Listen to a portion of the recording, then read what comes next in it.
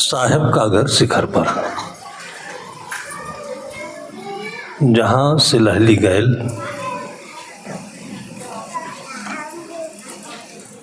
आप लोगों ने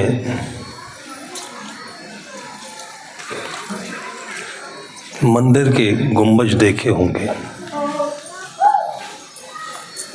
उसका जो शिखर होता है वहाँ कुछ भी रुकने रखने की जगह नहीं होती, पहुँचना भी मुश्किल है, फिसलन होती है, चींटी भी वहाँ चढ़ नहीं सकती, पाँव न चढ़े पिपीलिका ता खलखल लादे बैल। ऐसी जगह पर इस संसार के लोग जो अपने को बुद्धिमान कहते हैं, बैलगाड़ी लेकर चलना चाहते हैं, रखना चाहते हैं।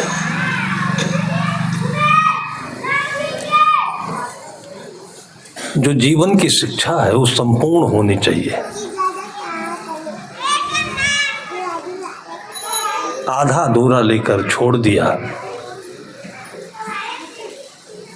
और उसका परिणाम है कि आज का आदमी आधे टूटे हुए पुल पर पहुंचकर नीचे गिर गया। टीवी में देखा होगा आप लोगों ने। इंसान के पास कुदरत की दी हुई अपनी चेतना है, बुद्धि है, सोचने की शक्ति है, समझने की क्षमता है। ऐसा होते हुए भी आज लगभग लोग गाड़ी पर चलते हैं तो जीपीएस लगाकर चलते हैं, वो गूगल बताता है उनको रास्ता, और दूसरों को नहीं। जिस गाड़ी पर हम चले हैं, दिल्ली में, छत्तीसगढ़ में, कई जगहों पर उस गाड़ी ने ले जाकर के हमको अरहर के खेत में पहुंचा दिया, जहां आपकी बैलगाड़ी भी नहीं जा सकती, वहां गूगल ने हमको गाड़ी लेकर पहुंचा दिया। और अभी अभी 1-2 महीने पहले उत्तर प्रदेश की घटना है, शायद रात्रि का समय रहा होगा, गूगल से जा रहा था और पुल के ऊपर चढ़ा करके, जो पुल अभी केवल 10 दिन पहले टूटा था, उसे टूटे पुल पर चढ़ गया, उसके आगे जाकर के नीचे नदी में गिर के मर गया। अभी कुछ दिन पहले की घटना है ये।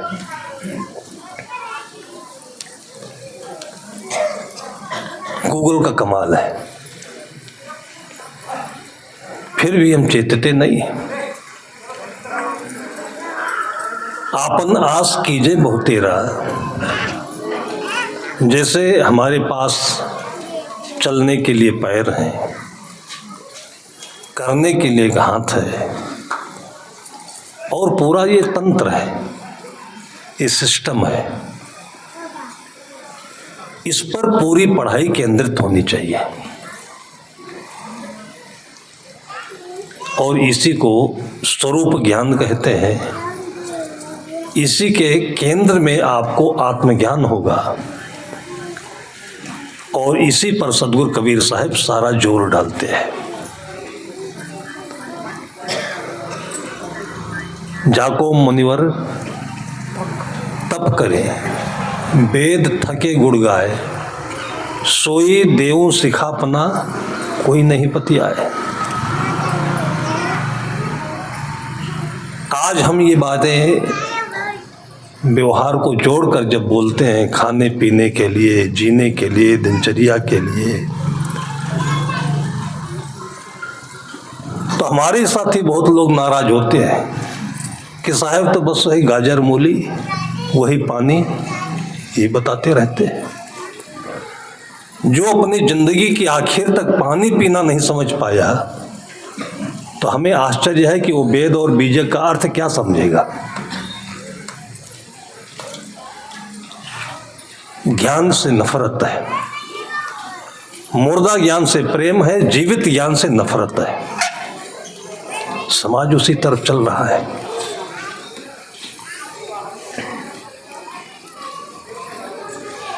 साहब कहते हैं, सोई देऊं सिखापना कोई नहीं बतिया है। सार्थक ज्ञान होना चाहिए, और वो सार्थक ज्ञान आपके दिल में बसा हुआ है। आपके दिल को दर्द होना चाहिए कि आज आपके घर की स्थिति क्या है।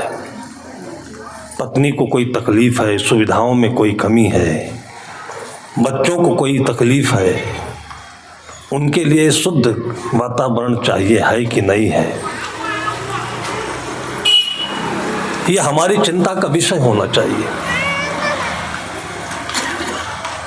जब शरीर है, शरीर के साथ में कर्म है, और हम सब कुछ न कुछ करते हैं, तो सबसे पहले तो हमारी चेतना शुद्ध होनी चाहिए। फिर मन में प्रकाश होगा, तन स्वस्थ होगा, काम अच्छे होंगे, आमदनी बनेगी, पैसा घर में आएगा तो वो लक्ष्मी होगी। फिर घर चमकेगा। छोटा है बड़ा है इससे मतलब नहीं है। जिस घर में साफ सफाई, गमले, पेड़ पौधे, साग सब्जी और ये सब चीजें छत्तीसगढ़ में हम 40 वर्षों से देख रहे हैं। ये नहीं कि आज ग्रेनाइट और टाइल आया तभी। इतनी सफाई, इतनी शुद्धता, हर घर के पीछे बाड़ी। उस जमाने में भी जब कुओं से, ढेकी से पानी निकाला जाता था, हम लोग भी उसी स्नान करते थे। बाड़ी पूरी सजी हुई दिखती थी। आज भी कहीं कहीं दिखती है बाड़ी। ये आपके जीवन की गरिमा है। इसको कोई याद दिलाए तब अपने को एहसास होता है, नहीं तो हम केवल दूसरों को देखते रहते हैं, दूसरों के पीछे चलते रहते, प्रतिस्पर्धा में। वहां कुछ है कि नहीं है, और उसका मूल कारण यही है कि अपने भीतर का जो आनंद है, जो शांति है, सुकून है, उसका बोध नहीं होता है। शरीर अच्छा हो, मन अच्छा हो, घर में प्रेम हो, तो जो हमारे घर का मैनेजमेंट है वो सारी दुनिया के सबसे बड़ी विद्या होगी, सबसे बड़ा ज्ञान होगा, जिसको मैनेजमेंट में ग्रेजुएशन में पढ़ने वाले लोगों को पढ़ाया जाता है। वो चीज सब आपके घरों से ही निकल करके आई है। बिहार में थे हम,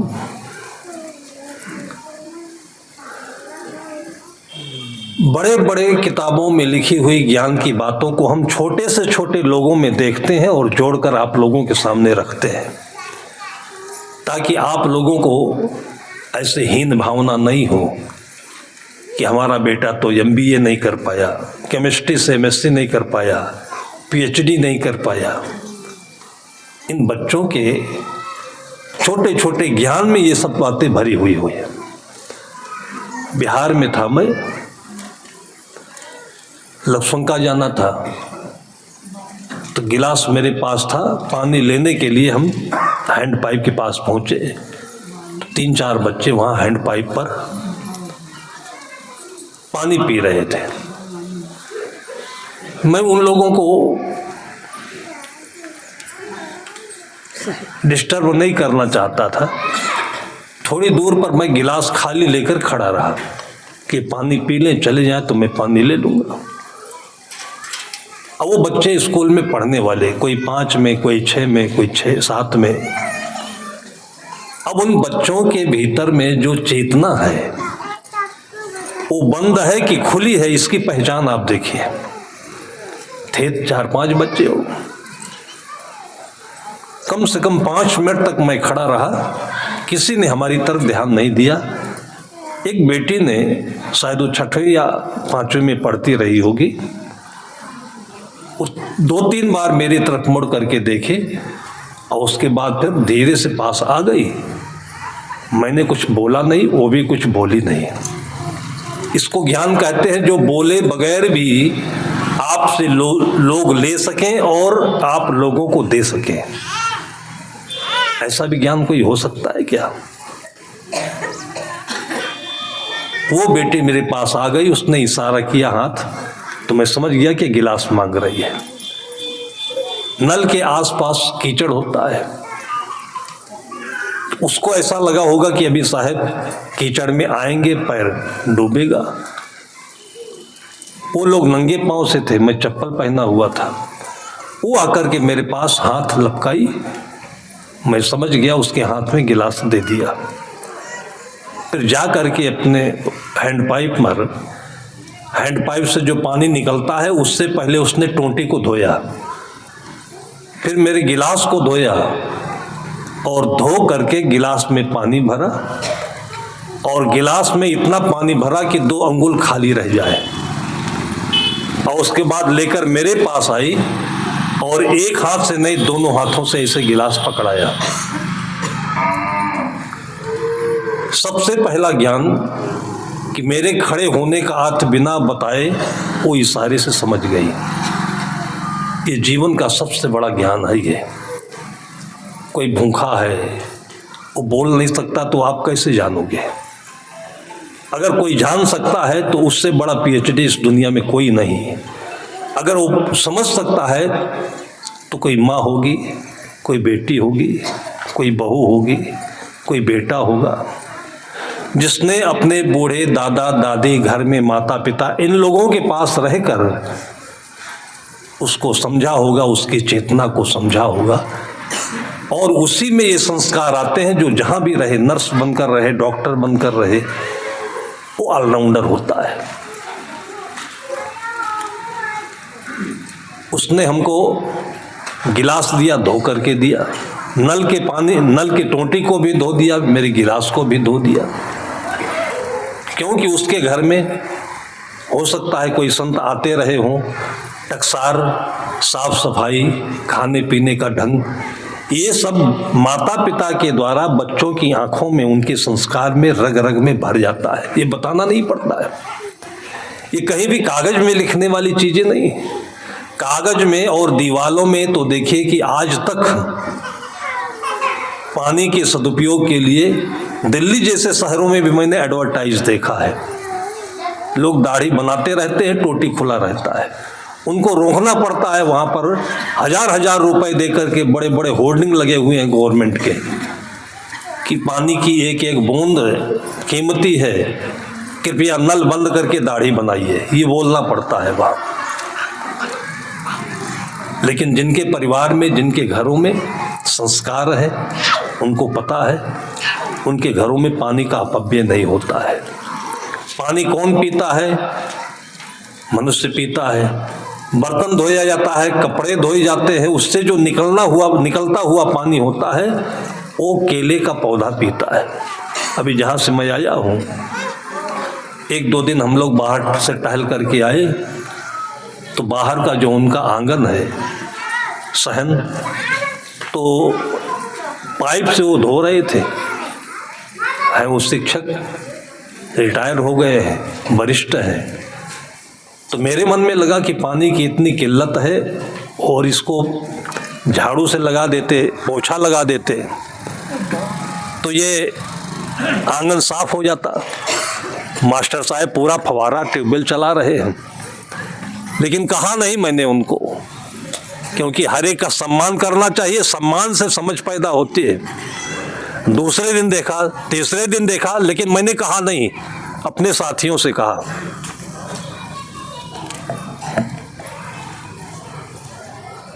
फिर उनके घर का जो केला खाता था, इतना मीठा, अंतिम दिनों में वो आकर के हमसे बताए कि साहब जी, हमारे घर के पास में बाड़ी है, उसमें लगभग 3, 4, 5 डिसमिल केला लगाया हूँ, और हमारे घर का जितना भी पानी होता है, एक एक बूंद पानी वो यहीं से सड़क करके नाली से उस केले में जाता है, और केले से जो रस मिलता है वो फिर आपकी सेवा में उपस्थित होता है। 3 दिनों तक मैं मन में सोचता रहा, ऐसे आदमी कोई एक बात देखता है, अंदर हजम नहीं होता है तो डांटने लगता है, बोलने लगता है, दूसरों की बुराई करने लगता है। लेकिन उसको मैं 3 दिन तक हजम करता रहा और चौथे दिन मेरे बिना बोले मास्टर साहब का जवाब आया। वो केले के साथ आया कि जो आंगन में पानी गिरता है एक बूंद भी नाजायज नहीं जाता है, वो केले के खेत में जाता है। कितने घरों में मैंने गुलाब के फूल देखे हैं, बर्तन मांजते हैं। कितने घरों में यह भी देखा है कि घर के अंदर का पानी और बाहर जाता है, सड़कों पर कीचड़ पड़ता है, फिर गाड़ियां आती हैं, वही कीचड़ उनके सड़क के बाहर बाउंड्री में दीवारों को गंदी करती है। और कितने घरों में वही पानी उनके घर के आंगन में गुलाब का पेड़ लगा हुआ है और इतने फूल लगे हुए हैं उसमें कि ऐसा लगता है कि आकाश में ये बड़े बड़े ध्रुव तारा चमक रहे हैं। एक समझ की बात है। इस समझ में श्रद्धा भी है, सदुपयोग भी है और ज्ञान की गंभीरता भी है। ज्ञान बताने की चीज नहीं है। ज्ञान एक वातावरण है, वो या घरों में माता पिता के आंचल में मिलेगा और या तो संत सद्गुरु जनों के आश्रम पर उनके वातावरण में मिलेगा, उनकी संगत में मिलेगा। हम लोग बहुत पहले कहानी सुना करते थे और आज जैसे एक बहुत सुंदर माध्यम बना हुआ है। पहले के सत्र में हमारे संत जी ने बताया कि ईश्वराम घोटिया जी के माध्यम से उनको अपने जीवन में ज्ञान मिलने के बाद जो आनंद मिला, सुकून मिला, अपना लाभ हुआ, उस लाभ को गांव के सज्जनों ने, भक्तों ने देखा, फिर जुड़े और धीरे धीरे उनके अंदर में, सबके अंदर में एक भावना जगी और उस भावना का परिणाम है कि आज प्रत्येक वर्ष इसी के माध्यम से इतने सारे लोग यहाँ बैठते हैं। इतना बढ़िया मेला होता है, इसमें सबके घरों से नमक है, तेल है, चावल है, चीनी है, प्रसाद है, आता है और सबका सब में मिल जाता है और सबका मानसिक शुद्ध होता है। ये भी ज्ञान का एक बहुत सुंदर भंडार है, माध्यम है। ज्ञान हमारे इन बातों में ही नहीं है, ज्ञान किसी किताब के अक्षरों में ही नहीं है। ये जो खीर खाया जाता है इसमें भी ज्ञान है, जो एक दाना मिलता है इसमें भी ज्ञान है।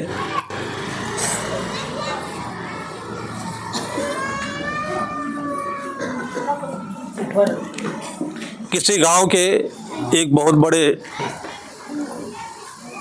जिम्मेदार जैसे क्वालिटी के परिवार में एक ही बेटी थी। जो पिताजी थे वो प्रिंसिपल थे। बेटी हो या बेटा हो, शिक्षा संस्कार दोनों के लिए आवश्यक है। बेटियां होनहार इसलिए होती थी, अभी के पहले तक, अभी की बात नहीं बोल रहा हूं, होनहार इसलिए होती थी कि बेटियां माँ के साथ अधिक समय व्यतीत करती थी और माँ गृहिणी होशियार इसलिए होती थी कि उनकी गृहस्थी उनके हाथों संचालित होती थी। मतलब समझ लीजिए कि जो काम आज अमित शाह जी कर रहे हैं गृह मंत्रालय का भार संभाल करके, उससे बड़ा काम घर की माएँ, घर की देवियाँ करती थी। इसलिए वो एक्सपर्ट होती थी कि मैनेजमेंट कैसे चलाना है, बजट कितना रखना है, कितना खर्चा करना है। उनके भरोसे ही आज घर मजबूत हुआ करता था। प्रिंसिपल साहब पैसा कमाते थे, क्योंकि वो बच्चों को पढ़ाते थे, इसलिए उनको ये शौक था कि हम अपनी बेटी को भी हाई एजुकेशन देते रहे। तो स्कूल में वो भी पढ़ती रही। घर में उनकी पत्नी, अब चूंकि घर में प्रिंसिपल है अपने पति, तो ज़्यादा कुछ बोल नहीं सकती थी। बेटी को उसने पढ़ने दिया और पढ़ते पढ़ते उसने बीएससी होम साइंस से किया। एक होम साइंस सब्जेक्ट होता है, वो बहुत अच्छा सब्जेक्ट है। वो घर को कैसे सजाएं, जिसमें भोजन बनाने की कला, भोजन के बहुत सारे आइटम बनाने की कला, कपड़े सिलने की कला, गुलदस्ते बनाए, मेज सजाए, कमरे सजाए, एक लायक का विषय है वो, जो सारे गुणों को एक दूसरे में समेटे हुए हैं। सब्जेक्ट बहुत अच्छे थे, लेकिन चूंकि उसकी पढ़ाई केवल कागज में होती रही और घर पर आने के बाद वो बेटी कभी भी माँ के साथ नहीं लगी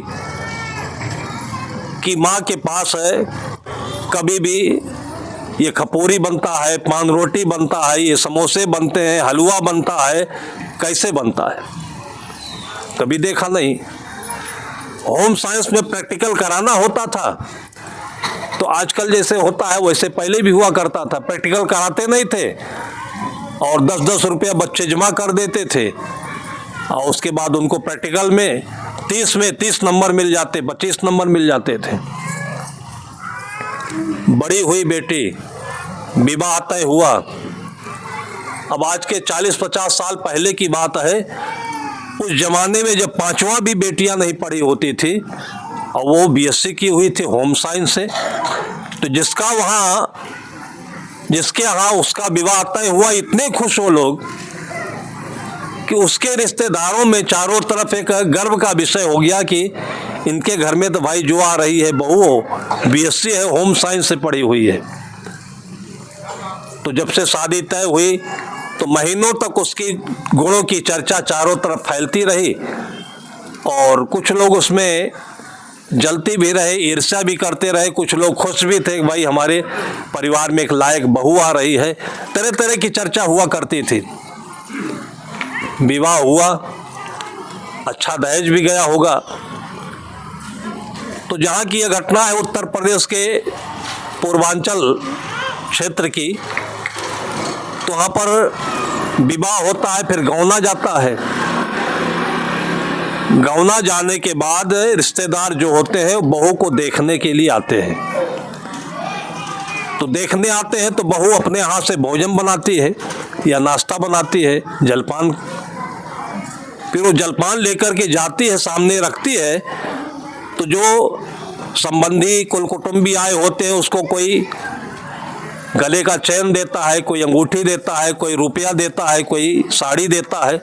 ये देखने का सिस्टम है। यह सिस्टम इसलिए बनाया गया कि बेटी अभी एक घर छोड़कर दूसरे घर में गई है तो उसको एकाकी ना लगे, सूनापन ना लगे, मिलने जुलने का भाव बने, उसको खुशी बढ़े। लोग खुशी देकर जाते हैं, लेकिन इसी में लोग कान में गरम तेल भी डाल जाते हैं, इसलिए घरों में झगड़ा भी बढ़ता है। अब उसके घर वो बेटी बहू होकर के पहुंची।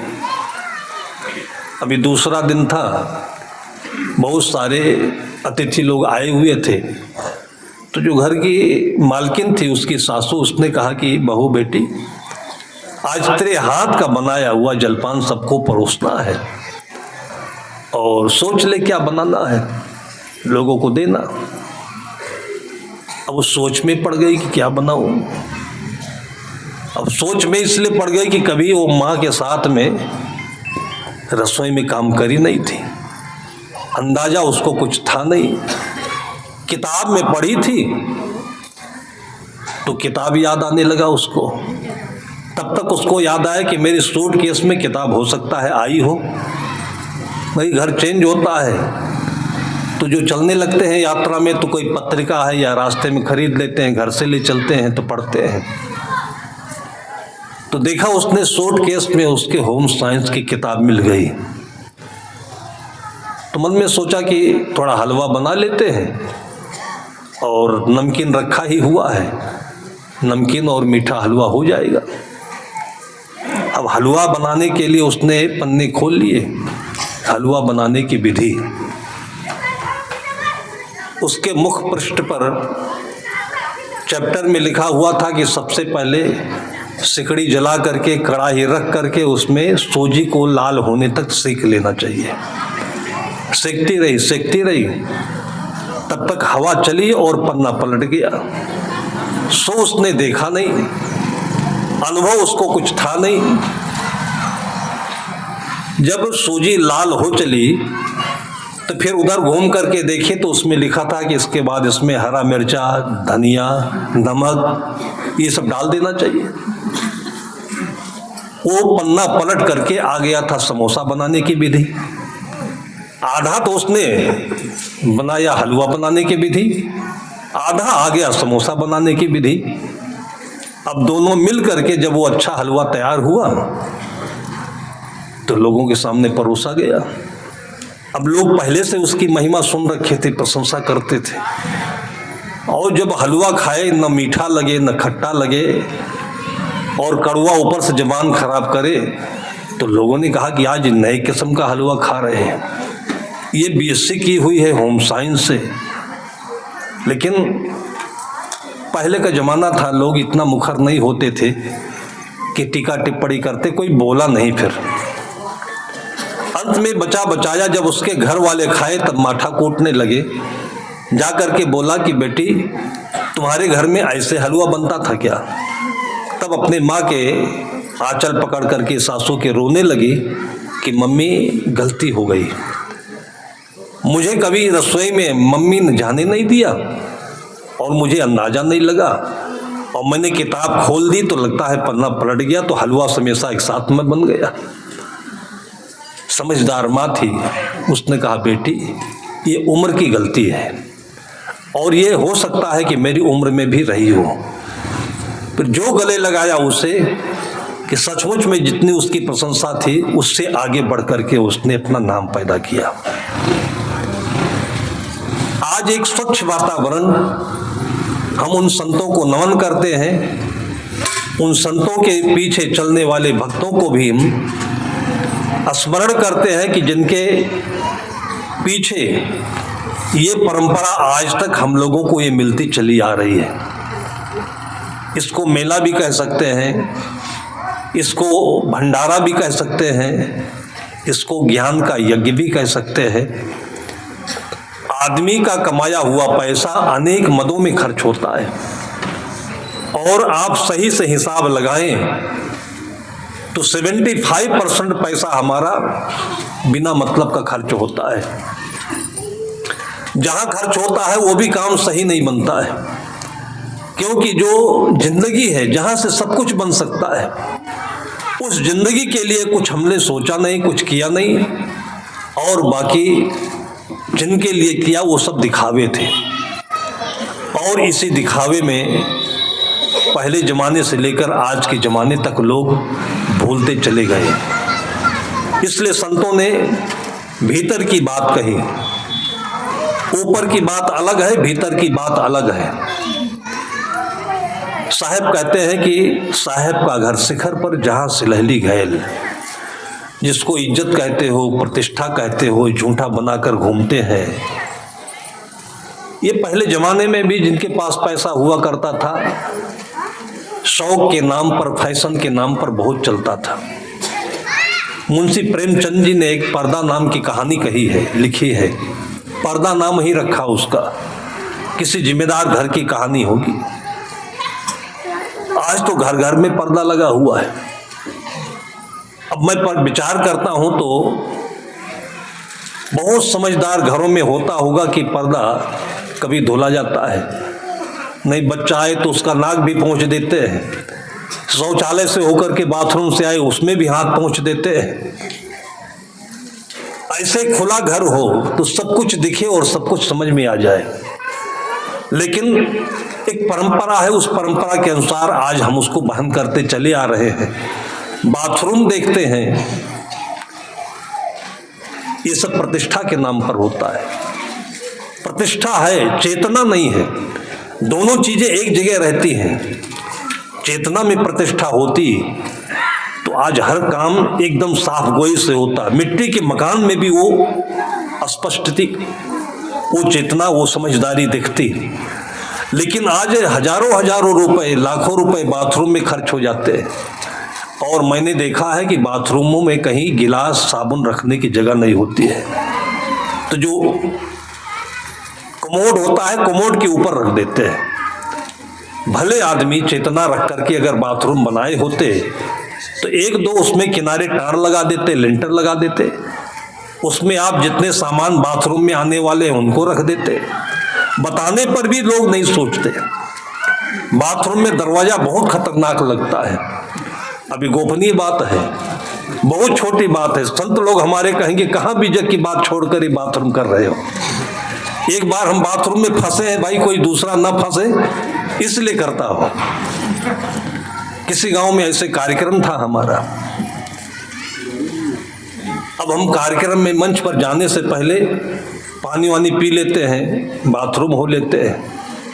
जो बुलाने गए थे वो दूर तक खड़े थे हमारे साथी। हम बाथरूम के अंदर चले गए।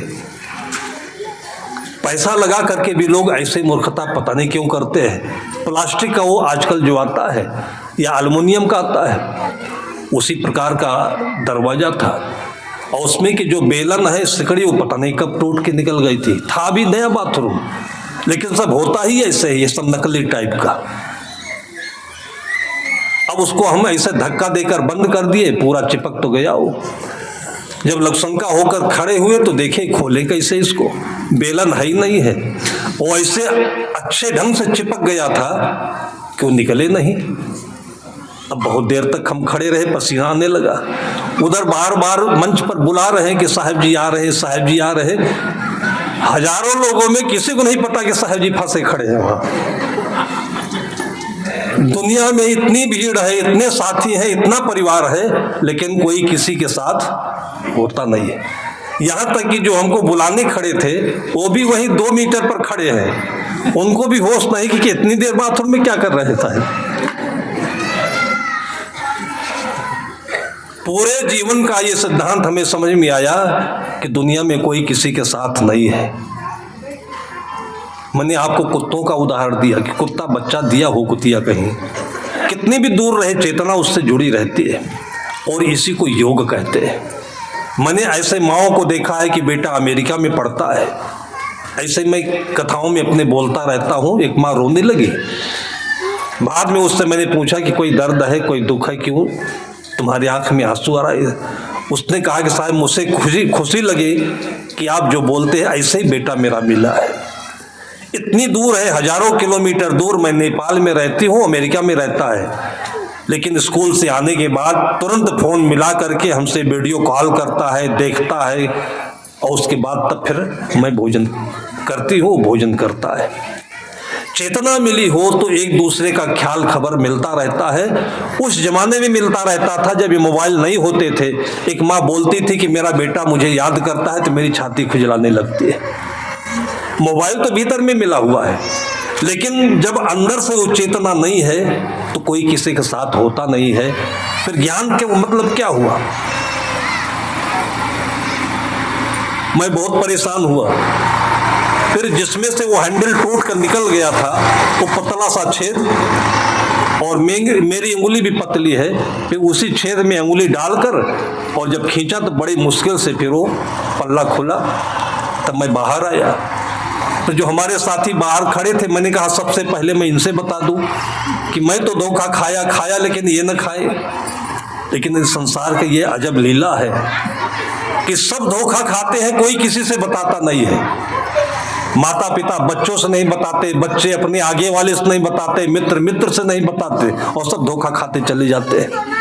जब मैंने अपने साथी से बताया तो कहने लगे साहब कल मैं भी फंस गया था इसमें। मैंने कहा फिर तुमको बताना नहीं चाहिए। फिर 5 साथी हम होते हैं, फिर बारी बारी सबसे बताया और सब कहने लगे साहब मैं भी फंस गया था इसमें। साहब का घर शिखर पर जहां से लहली गैल। जितनी बातें मैं बोल रहा हूं ये सारी बातें उस शिखर पर टिकने की जगह नहीं है, आपकी मेमोरी में, आपकी चेतना में। लेकिन चेतना खुली रहेगी तो इससे भी बड़ी बड़ी ज्ञान की बातें आपके भीतर से अपने आप आती रहेंगी।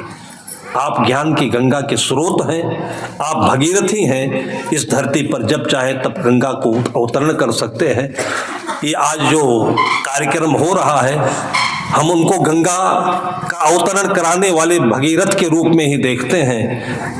जहां भी जिस प्रकार से भी कार्यक्रम होता रहता है, मेला होता है, प्रसाद होता है, सब मिल लेते हैं, हंस लेते हैं, बोल लेते हैं। और सबसे बड़ा काम बनता है बच्चों का। एक बार किसी घर से मैं ऐसे विदा हो रहा था, सामान गाड़ी पर रखा जाने लगा। मैं कमरे में चुपचाप बैठा था कि अभी सब काम हो जाए तो बैठे गाड़ी पर। तो जो बच्चा था अपने पिता का उंगली पकड़कर और बाहर आए, भीतर जाए, बाहर आए, तो उसके मन में लगा होगा कि साहब चले जाएंगे और मेरे पापा कुछ बोल नहीं रहे हैं कि साहब फिर कब आओगे। तब उसने ही बोल दिया कि पापा, साहब से आपने कहा नहीं साहब कब आएंगे फिर। पहली बार बोला, पापा कुछ बोला नहीं। दूसरी बार फिर याद दिलाया, पापा बोला नहीं। पता नहीं किस मोड में रहा, कि सोच रहा होगा कि साधु लोग फालतू बैठे थे, निकले यहां से जल्दी। तीसरी बार जब बोला वो कि पापा साहब से बोले नहीं, तब एकदम गुस्से में गर्मी आंख बोलते, साले तेरे को क्या मिलता है साहब के आने से। ये हाल है लोगों का। वो बोलते हैं तेरे को क्या मिलता है। इतना डांटने पर भी वो बच्चा इतना मासूम, इतना निर्मल, इतना गुणग्राही, इतना जिज्ञासु कि घबराता नहीं, गुस्साता नहीं, डरता नहीं और एकदम आराम से बोलता है, पापा जब साहब आते हैं तो संतरा खाने को मिलता है। ये संतरा ज्ञान का भंडार है। हमारी बातें भूल जाएंगी ये संतरा, वो सिलहली गैल पर टिक जाएगा। जहाँ की बात साहब सदगुरु कबीर साहब कहते हैं कि साहब का घर शिखर पर जहाँ सिलहली गैल, ये आपका कमाया हुआ कुछ भी वहां नहीं टिकेगा, आपका पढ़ा हुआ भी कुछ नहीं टिकेगा, लेकिन ये संतरा टिका रहेगा और सबके मुख में इसी का रस हमेशा लोगों को स्वाद देता रहे, मन में चेतना जागृत बनाए रखे, अपने साहब की याद बनाए रखे। ऐसे बहुत सारी शुभकामनाओं के साथ आप लोगों के इस भक्ति को, श्रद्धा को मैं बहुत बहुत साधुवाद देते हुए आज के इस कार्यक्रम को मैं यहीं पर समाप्त करता हूँ। बोलिए सद्गुरु देव की प्रेम से बोलिए सद्गुरु कबीर साहिब की जय।